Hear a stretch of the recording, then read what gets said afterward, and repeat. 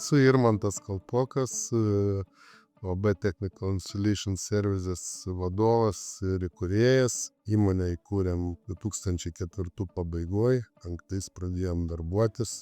Užsiema mūsų įmonė skardos gaminiai, apskardinimai vamzdynų, vamzdynų izoliavimas ir ventiliacinių sistemų gamybai, dažniausiai ortakį. Šioj srity dirbu nuo 1996 metų. Turėjom seniau vieno lygio mašinas, bet atėjo laikas, kai reikia įsigyti našesnės, greitesnės mašinas, kurios padaro sudėtingesnius darbus, tai reikėjo pirkti naują įrenginį, kuris pagreitintų procesus, pakeltų kokybę. Buvo priimtas sprendimas pirkti lazerinės pjovimo mašiną.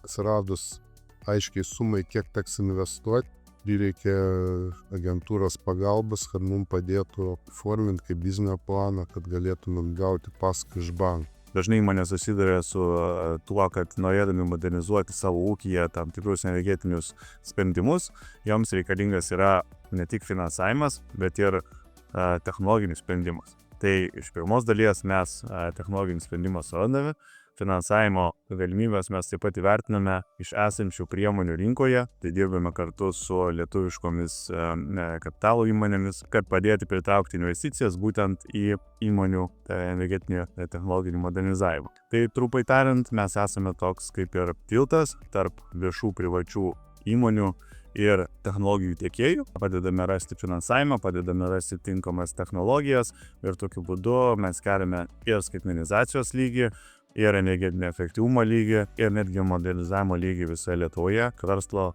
ir viešojo sektoriaus subjektų. Toliau planuose ir yra, kad išlaikyti mūsų kokybėje gerinti, daryti vis sudėtingesnius objektus, sudėtingesnius gaminius galėtumėm daryti, kad tenkintume rinkos poreikis vis.